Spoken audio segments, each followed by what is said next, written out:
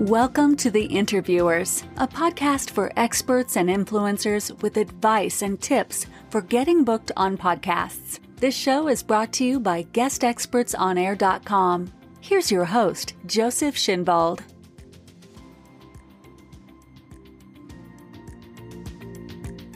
Welcome to today's episode for guest experts who want to jazz up their marketing with podcast appearances. Our guest today is Rocky Buckley. Hello, Rocky. It's fantastic to have you here. Hey, Joseph. Great to be here. Thanks for joining. And our topic for the show is, in a social age, creating a powerful public persona is no longer a choice. And that is really also the first sentence in Rocky's Power Persona Project, the Facebook group. We are both in this group, and there are lots of great, extraordinary experts in this group, and we'll talk about this also a little bit. Rocky Buckley, the creator of Platinum Path, his business, and the Power Persona Project, which is the Facebook group. It all leads together, of course, helping thought leaders, and that comes now. Rocky Buckley helps experts, thought leaders, and influencers to go platinum by reinventing their brand, strategy, and business model. Now, Rocky, you have interviewed a lot of people already on this Facebook group, and I remember STU McLAREN, Pedro Adao, Kevin Harrington, Brian KURTZ, and Bob BURG, just to name a few. So it is really interesting for me how you conduct those interviews, because you prepare really well for them, and you have a great setup, and you have your son helping you with the filming and all this. It's just so professional. And then, of course, you've been a moderator for a long time, a moderator in Stompernet, which goes way back 2006 when we got to know each other. You were my moderator, one of, for many others, Eric Shannon, just to say one, It was very much fun those times. But you were a moderator already. You know very well how to really go deeper in questioning. And, and that's what you do now with the Facebook group, the Power Persona Project. Since how long now? Almost a year? No. A little bit over a year. Yeah. Wow. At this point, the group is about 14 months old. Amazing. Huh? I was one of the early members, right? You were one of the first. It's still fun. I'm there every day. I've learned so much from you. And, because you put together all these incredible experts and thought leaders in one group. It has only 1,000 members, 1,044 exactly, because it's not that long yet, but bring value each time to the group every day. And they like that also, and they contribute. And it's a fantastic group. It will grow very, very much. But often, this is the thing with smaller groups. When you're in a group with 20,000, for me, it's already kind of impersonal. Yeah, they can be. I mean, my goal is certainly to grow it big. And I'm going to try to retain as much of the personal touch as I can. But the goal is certainly to have a big group, which will then turn into other things, paid communities and so on. Mm-hmm. But yeah. The interesting thing is you're helping actually those experts. It's like, it's like really helping people, service, and then leading them, some of them probably, to the platinum path. And there, on that business, and you run your service business already a long time, right? Like 20 years. Yeah. Well, I've been in business for, I guess I'm in my 22nd year at this point. Mm-hmm. Amazing. So that's your flagship program, the Platinum Path. And you are working out of Charlottesville, Virginia. Your company is Swazion. You say Swazion? Yeah, Swazion. Swazion, okay. Is the holding company, yes. Mm-hmm. And there it says, and I have to say it before we go further, you help solo entrepreneurs, experts, authors, speakers, consultants, coaches, advisors, strategists, and professionals transform what they already know into high-priced training programs. So they can generate fun. It's like very much about lifestyle for you, and it's about getting the value you earn, the value you earn that you know this and that you can. Yeah, that is the mode of Platinum Path, to actually help people to strategically figure out what they sell in a new way, so that they can raise the price considerably. I mean, oftentimes that involves making a strategic shift in terms of who exactly you're serving, narrowing that down, changing the problem that you solve to a much higher value problem, and then systemizing your solution in a way that streamlines it, that makes it a very attractive offer for somebody to be able to step into your program, your solution, in a way that it feels very streamlined. They feel confident that they're going to be able to get the result. So often being able to systemize your knowledge into, a program format, it can really help from a number of different angles. From the sales side, being able to streamline your message, being able to present your solution in a way that really feels authoritative, that you've got this down to a science, you've really figured this out.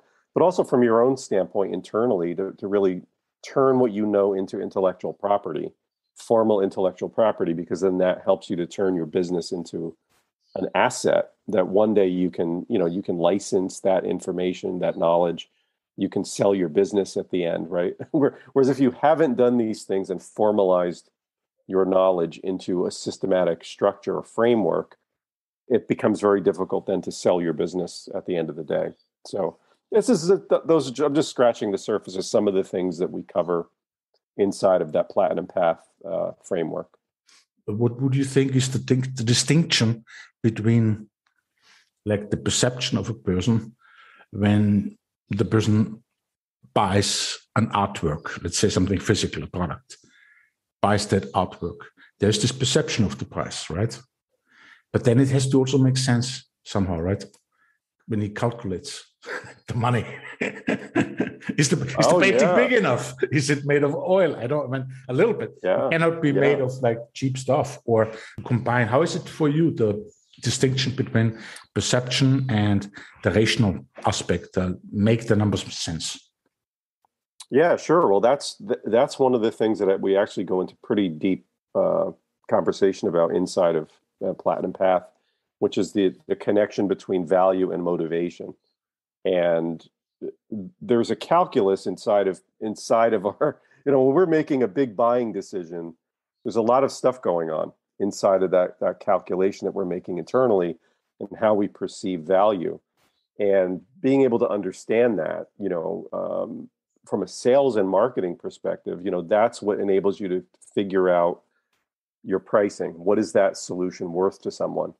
And so understanding those internal triggers or motivators or drivers that would cause somebody to pay a high price for a solution, understanding that really enables you to then design a program or a solution or an offer that mirrors that level of value that they perceive. So oftentimes, that value and motivation is connected to a perception of pain, a perception of desire for change.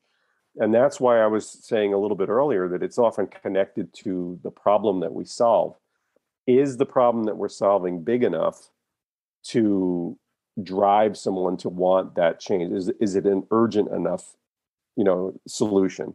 Is it, a problem that they have that's big enough that they're willing to spend a good amount of money on it? So typically, there are three big areas where people will tend to want to invest. And that will be in the area of money, right? Being able to make more money, being able to change your financial situation in some way, relationships, and health. Those tend to be the three big windows where people are willing to invest a lot. And typically having a big bleeding neck problem in one of those three areas is where a person perceives their need, that they need to have this fixed, right? It's a big enough problem that's costing them a tremendous amount in their lives, and they're willing to now jump in and invest and really commit to making a change in their life in that area. So it's not just about, swiping a credit card and paying a lot for the answer. It's also that they're willing to go and do the work as well to create that change in that area of their life or their business. So understanding what those calculators are that goes on inside of a person, right? How we perceive value, really enables us to then tailor our solution to that. So where that comes down is, if I want to charge $10,000 for a solution, I've got to come up with something that's actually a person will value that, at that level. And typically the way that I like to try to do it is it's at least a 10x ROI, where if a person perceives they're getting at least $100,000 of value for $10,000, right? There's that dynamic there between those two. That's where I find that people will really, really heavily value the solution. Then they're willing to pay for it, and they're feeling like they're getting a tremendous return on their investment because the size of the problem, right, is big enough. And if they can solve that problem, it will be worth way, way, way more to them than what they would spend on the solution. So I hope that makes sense. Yes, it makes sense.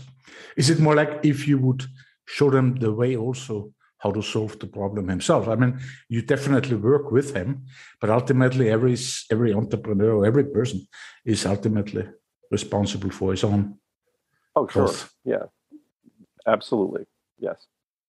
Yeah, and there's nothing that you can do. I mean, if anybody's listening to this has done any kind of coaching or consulting,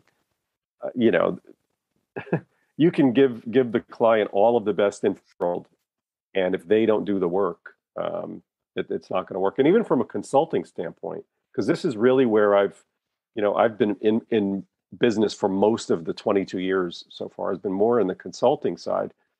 If the client doesn't understand the solution, if they don't take your advice, if they don't give you the assets, the resources that you need on your end, even if you're doing a done for you sort of a thing, if they don't give you what you need, you're not going to really be able to do your job, Mm-hmm. So there's definitely a connection, a symbiosis that's needed between the coach, consultant, and the client. Absolutely, 100%. Yeah. I like kind and nice clients.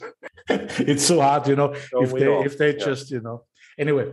Well, it's funny because years ago I used to do, websites and things like that, and I used to, and this was a while, many, many years ago, but I did more like design and production and stuff like that of client websites. And, it was like pulling teeth to be able to, let's say, get photos from them, or to get the right copy from them, or to have to even write the copy for them to answer the questions properly, mm-hmm. to give you the information that you needed to write the copy, to give you clear guidance on what they wanted this to look like, right? Whether it was a logo, or what kind of color scheme, what kind of a look did they want for their design, right? Getting that kind of information out of a client can sometimes be really, really difficult. They don't know. They don't have clarity themselves, or they don't understand. I had a client that was an SEO client once, and they just they knew that they wanted to be on Google. They wanted Google rankings. But once you started to explain to them what was involved in terms of, doing keyword research, and they here's how we rank, they just didn't get it. They don't want to know it. It made it really difficult. And so the client is certainly a huge factor in success. So that's why some of the best coaches in the world, I think of Marshall Goldsmith. Marshall Goldsmith has an incredible success rate with his clients, like 100% success rate. And the reason is that it's all due to client selection. Yeah. He won't take on a client that isn't already 90% of the way to success, where all he really needs to do is just help them tweak a few things and they have success, right? Mm-hmm. So sometimes from our standpoint as the coach or the consultant, being pretty strict about who we take on as a client, are there success indicators? Is this person likely to really get good results with me? That's a big factor. So there's one more question related to it, then we can go to another one. That one would be, how much is competition? How much do you factor that in? I mean, when you are getting on this platinum path and you find that unique angle to solve authentically, and you can do the job, whatever, are you feeling you're completely now unique for that client, that he could never find another one who's doing that for you? Or do you a little bit worry about, if I go up, if you do this for that certain amount, higher amount, 10,000 now. Competitors will do it cheaper, and you might lose the client. Do you ever think that way, or is this just my case? I think we all have to think that way, and that is something certainly that I always try to steer clients toward, is kind of a blue ocean strategy, is to really be able to figure out how you can put yourself in a position where you don't really have any competition, where there's no one quite like you. So, I talk a lot about positioning and strategic thinking, like how can you be, unique? How can you put a completely different twist on what you do than anybody else? And sometimes that's difficult. And of course, we're in a dynamic environment where things are always changing. So what is unique completely, you're the only person in that space, in 2021 might not look that way in 2023. You might see there's different people that come in and do something similar, or once you have success, people start to copy you, of course. And so that's always something that strategically you need to be mindful of. But yes, positioning yourself, this is Jay Abraham stuff. This is stuff that was in the Al Reese and Jack Trout, classic book. Positioning is finding that hole in the market where you can be first and only. Those are the two big words that I would underline here, is first and only, and trying to figure out ways that you can be that, either one or the other, or ideally both. And so that comes down to, there's a lot of strategic thought there. There's lots of, I think this introspection is a way to kind of figure out what are those things that make you unique? Who do you ultimately want to become? That's ideally what really, ultimately, I think what led me more into this area of the persona, of thinking more from that standpoint, because we are kind of in a personal brand sort of space. And by being able to bring out aspects of ourselves, that in and of itself can be a unique, differentiator. And being able to bring out all those aspects of ourselves that are really, really different, that alone can position us in our own space. But yeah, I like to try to triangulate a number of different things.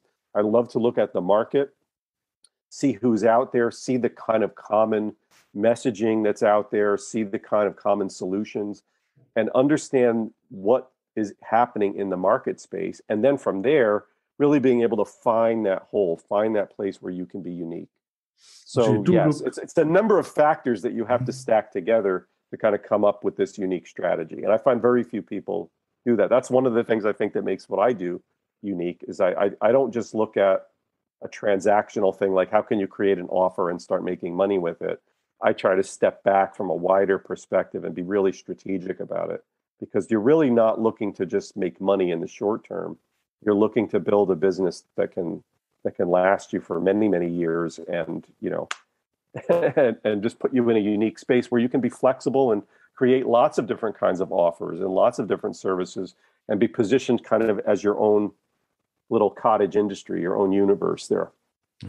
Well, that is really, for me right now, very applicable, what I'm learning here with you.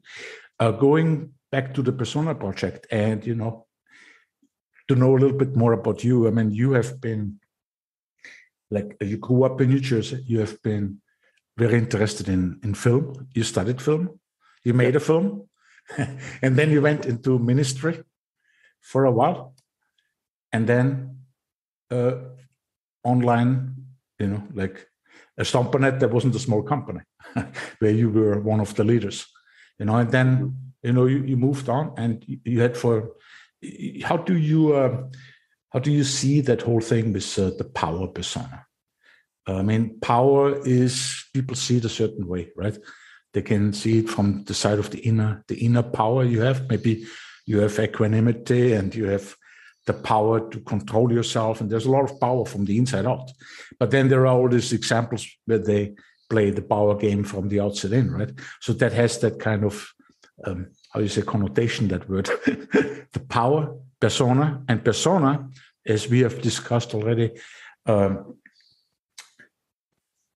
the group, it's very much from the historical root of the word, persona. This was it comes from the Greek, from the theaters, as we discussed already, we like that discussion with several others.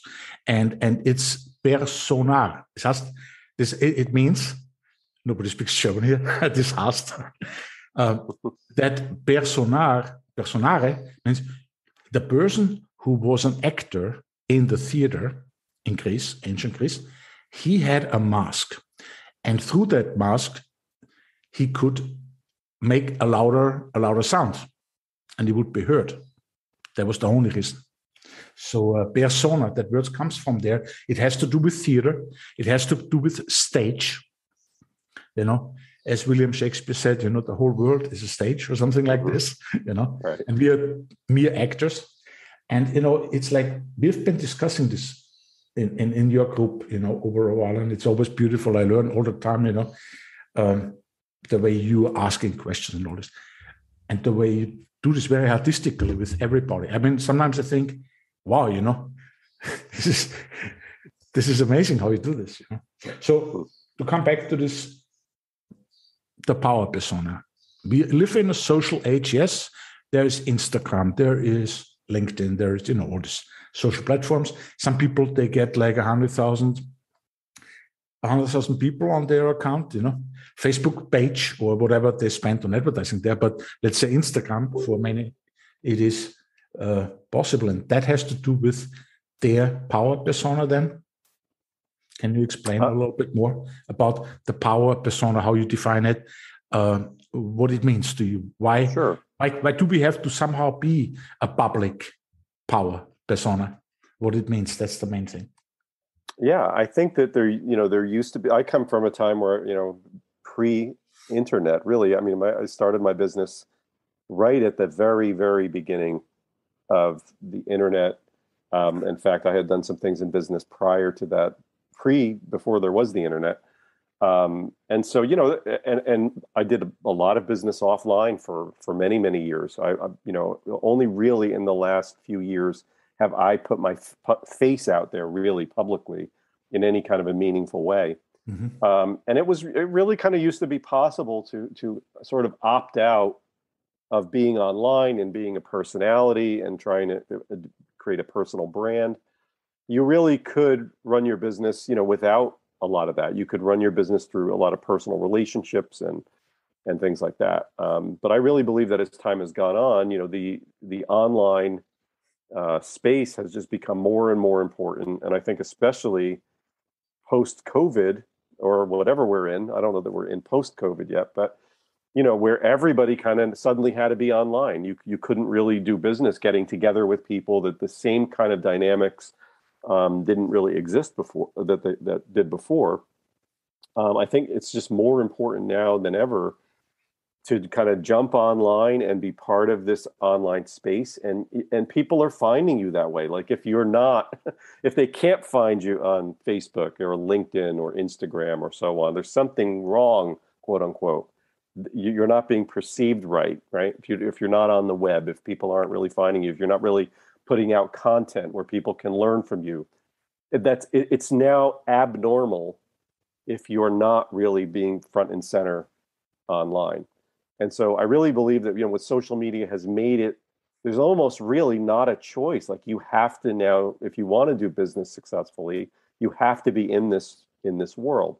And so that brings us to the problem of a person coming online and entering a space that's already very crowded. It's very hard to get attention, very hard to stand out, very hard to get your message out. We're being bombarded with, you know, messaging, advertising, content all day long. And so the problem that the entrepreneur is facing is, how do I now enter into this space? Or if I've already been doing it for a while, right? But I'm still not breaking through. I'm still not getting traction here. The question is, what is it that enables a person to really break through in this hyper-competitive, very, very overcrowded, oversaturated environment, right?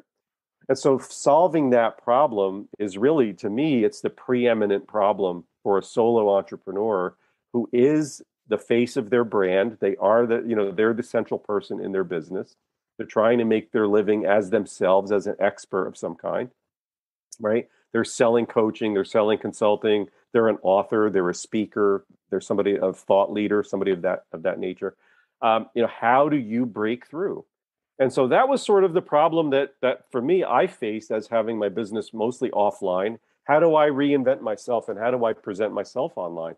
So a lot of the principles that I talk about inside the Power Persona project and what will become a Power Persona membership and an online course eventually, is how does a person figure themselves out in a way that makes them jump out from the crowd? What are those factors that enable a person to put the best public version of themselves out there in a way that connects, that resonates, that is engaging to other people, right? And that they can build a following around themselves.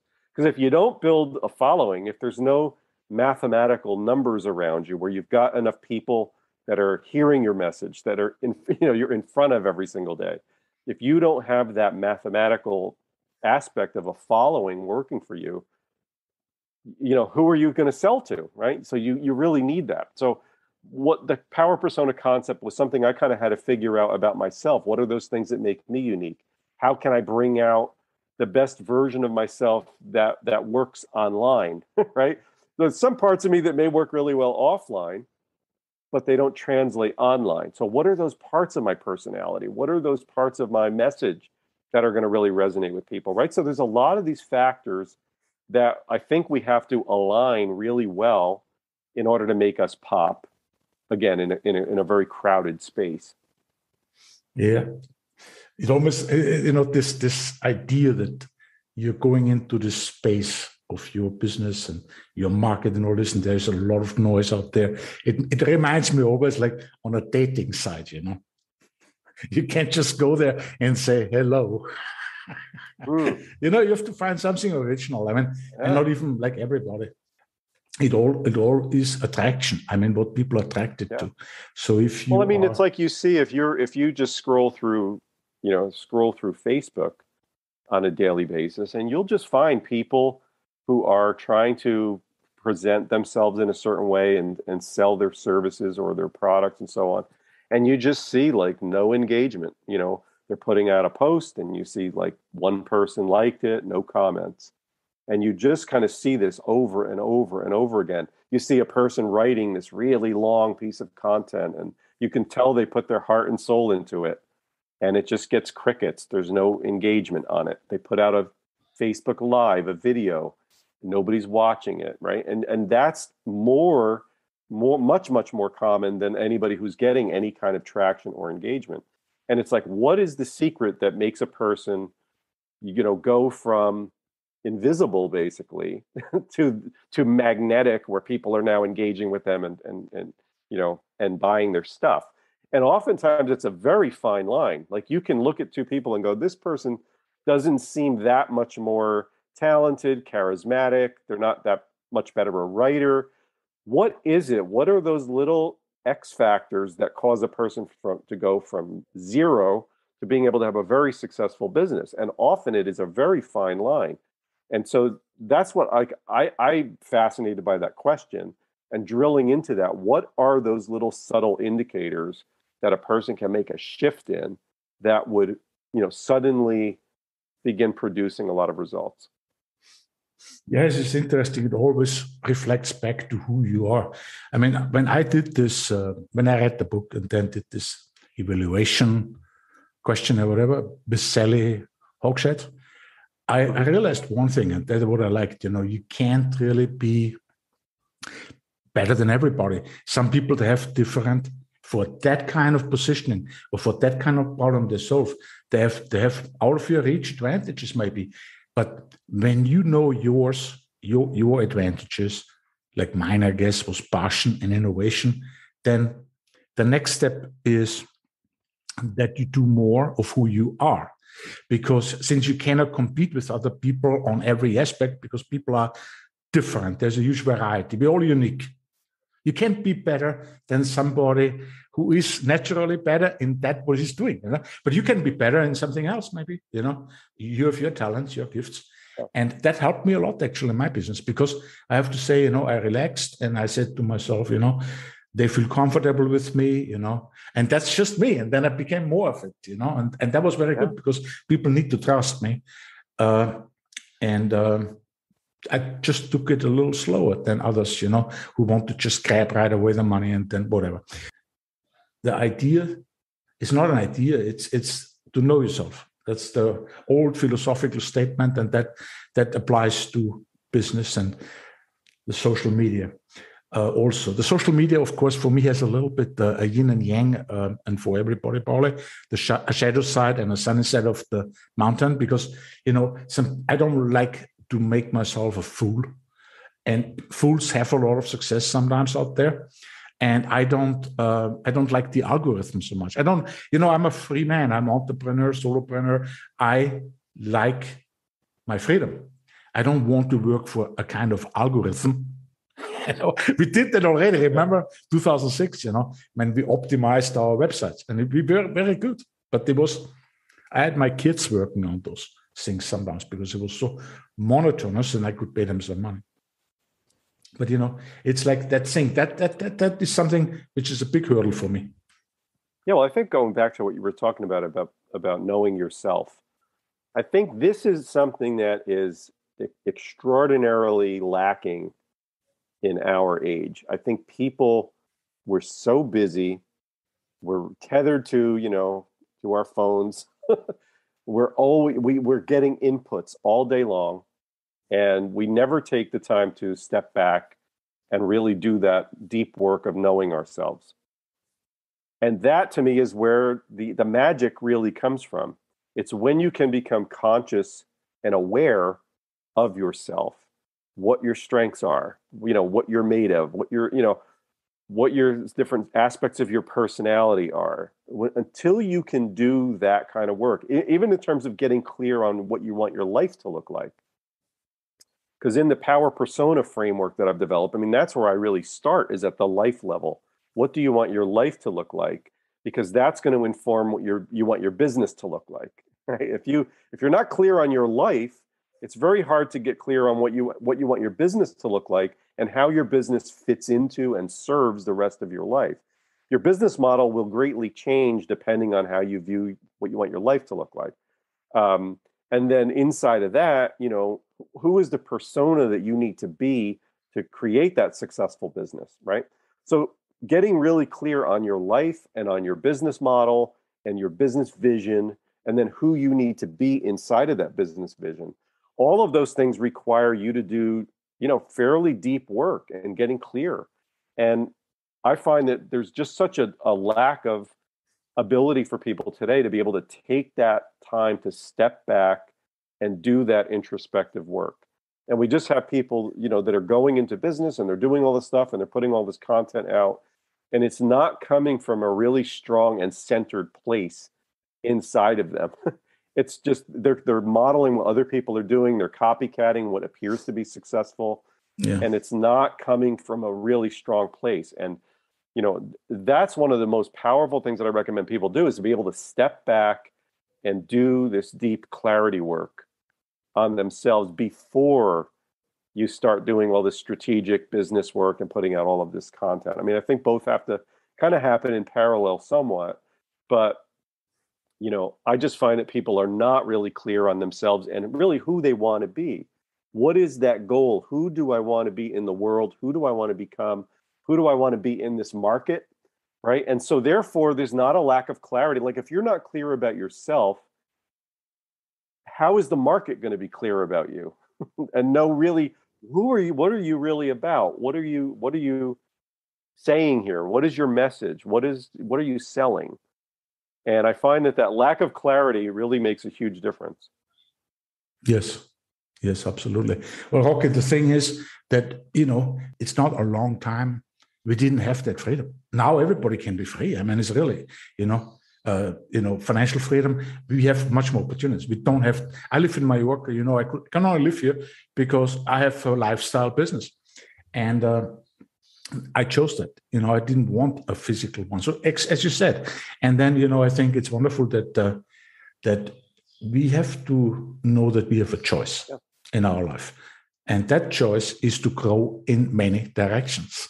And I don't have to go in the same direction as you, and you don't have to say that the same direction. We already very different because we are born different in a different place and different time. But then, otherwise, we would be all the same, I believe, But then you can also have this. You have this choice now, and we are more than ever. We are now in a time where we have it, and not long ago they didn't have it. Yeah, I mean the opportunity. Yeah, the opportunity is greater than it's ever been before.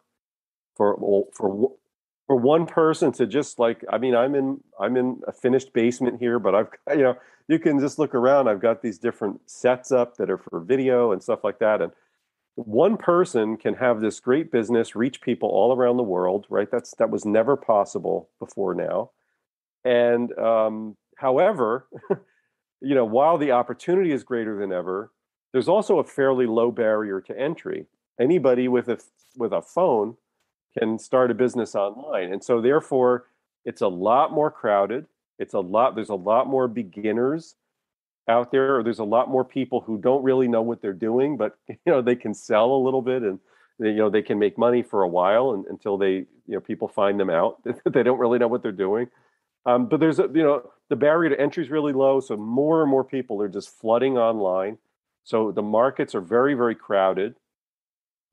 So there's the opportunity, but there's also the complications that happen when that opportunity is so big and it's so available to everyone that it just gets increasingly harder to be able to stand out in that kind of a space because there's just so many people doing it. Yes, and then the differentiation comes in, and it's that thing we've been talking about. You differentiate yourself by knowing who you are.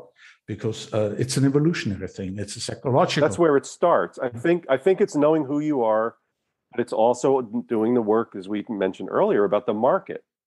You've got to not only figure out who you are. I think that is the first step. You've got to be really solid on yourself because that's the foundation of everything. You don't want to build a business that fits the market really well, but it's not really who you are. Like you're trying to be somebody else that's fake or something like that's not what you want. You want to kind of put it together where it's the best you, the most authentic you, but in the context of a market space where you can be different. Figuring out that market that's already viable, people are already buying. There's a lot of stuff that you can trace, is this an economically viable place to be? But how do I position myself really differently in that space? That's the challenge I think that we all have. It's almost like you see the world, the frame you have. I mean, there is this book, The Art of War, and you've certainly read it. Sure. And the positioning comes right from there. So there's this general and Sun Tzu. I think it was, Sun Tzu. I said Sun Tzu, but I don't know Chinese. Okay. Anyway, but you have this different strategies. Well, the whole book is about strategy. And it's about the metaphor of war, and then it's applied to business and marketing, just like sports. Sports and war, these are the big metaphors. So you see, you look at the world and you have to look at it like sports, your business, and where do you position yourself, like war even. It shouldn't be, I don't like that metaphor very much for business, but, in a sense it is, because it is tough, business is tough. So if you are not doing the work, the inner work, the clarity work, the positioning work, and all this, then you have no chance because everybody can do it. I like that actually. Think about clarity again. That's why I like so much to be in Mallorca, because I have all this space around my mind, and it reflects back to the consciousness. And then the clarity is like the muddy water. You have to wait until the mud sinks and then the water is clear. So then, things like difficult things where you might torture yourself in answering and writing questions, answering questions and all this, like in a business setting, to come naturally to you, because it does. Yeah, the thing is, people put a lot of pressure on themselves, and it's not that you arrive at clarity one time and then you got it. Like, it's something that, you're trying to get clear on this kind of snapshot in time of who you are right now. But that's something that over time is going to change. It's a dynamic process. Humans are very complex, right? So, the best that I think we can do, and I think it takes some pressure off of us, I think the best that we can do is just kind of figure out, okay, as best as I can, who am I now? and how does that translate in from a business standpoint in terms of how I present myself in the market. But realize, this is something that you're doing, you're always getting clear. You're always, letting that muddy water, letting that mud sink. And the more patterns that you see over time, some things become even more clear. Yes. Yes. Into yourself over, let's say, a period of 10 years where you're going to see recurring patterns over and over and over again, and start to realize, okay, these patterns that recur are the things probably that are the most important to me, because I keep coming back to these things again and again and again.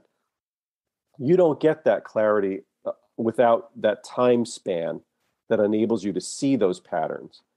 Whereas there may be some things that, hey, it seems really important to me in 2021, but 2 years from now, like, I'm not even really thinking about that much anymore. That's not something that is stable and timeless for me. That was something that I was really into briefly for a time that felt right in 2021, but it doesn't last. So I think that's the nice thing about having lived a while, like, right? Being able to look back over the last 10 years or 20 years, and what are those themes that keep coming back for me over time? Those things I think you can feel really sure about, that those are truly, a part of you. Those are things that you're fascinated by, and those are things that you want to invest in and go deeper into. And those become the cornerstones of your business and your life, going forward.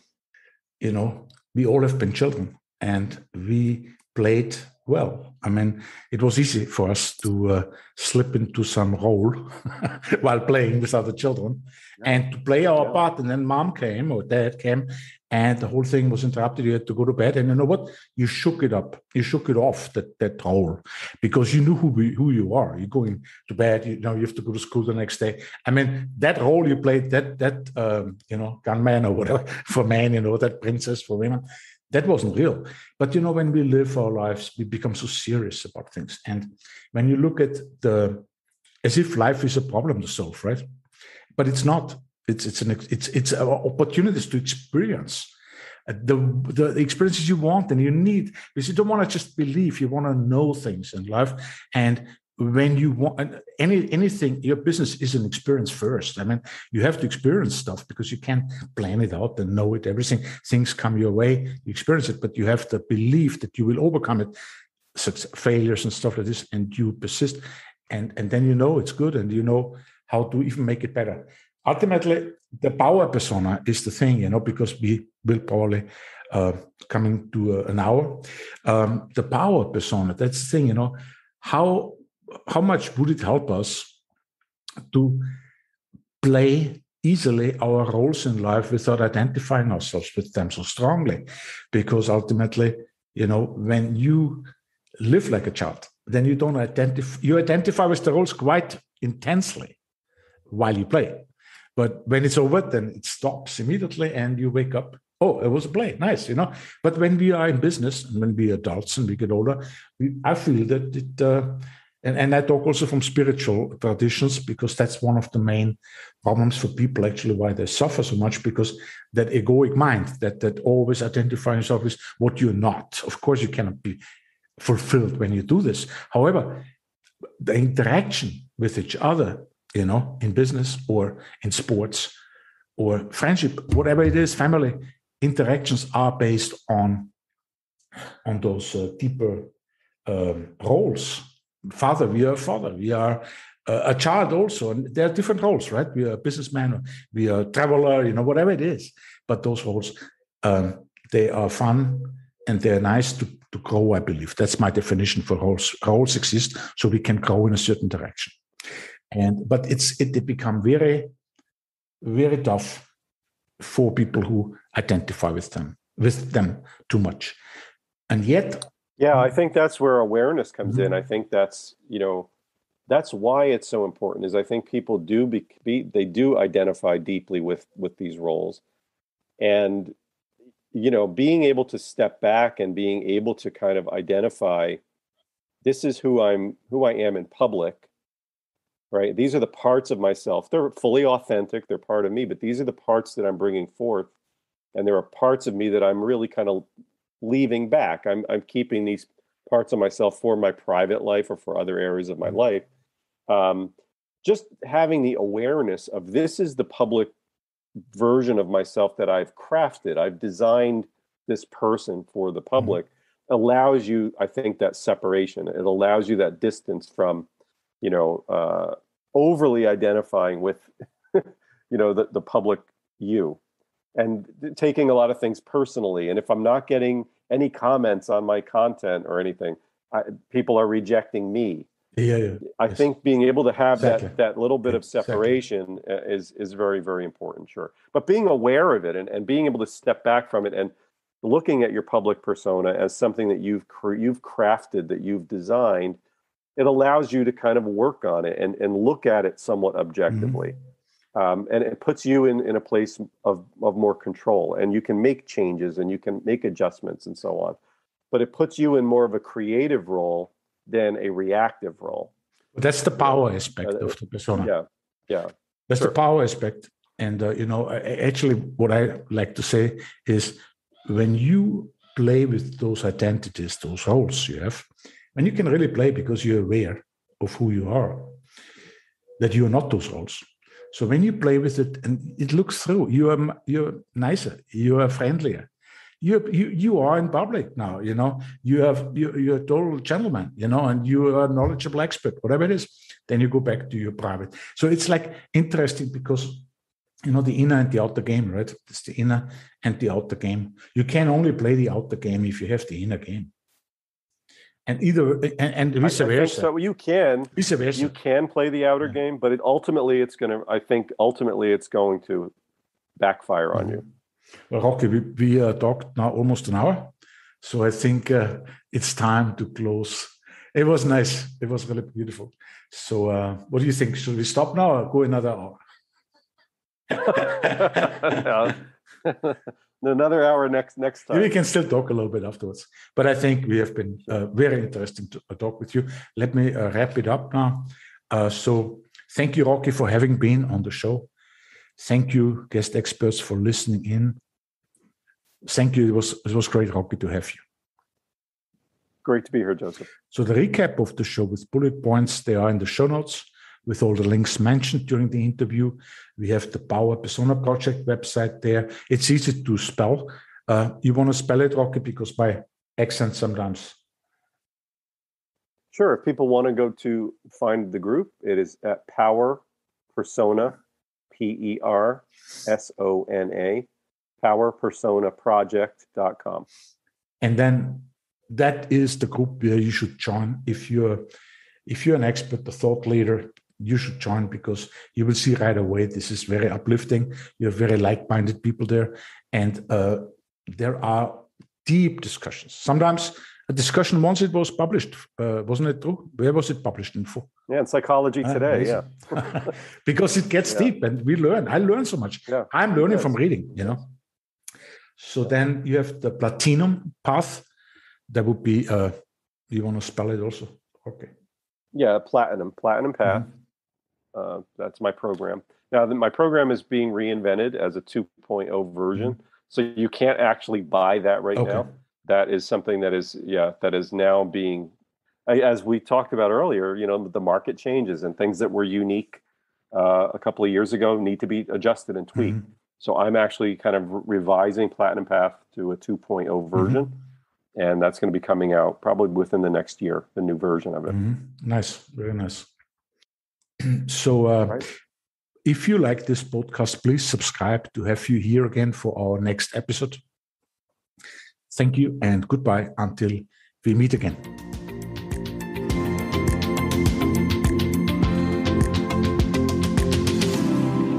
Thank you for tuning in to another episode of The Interviewers, brought to you by GuestExpertsOnAir.com.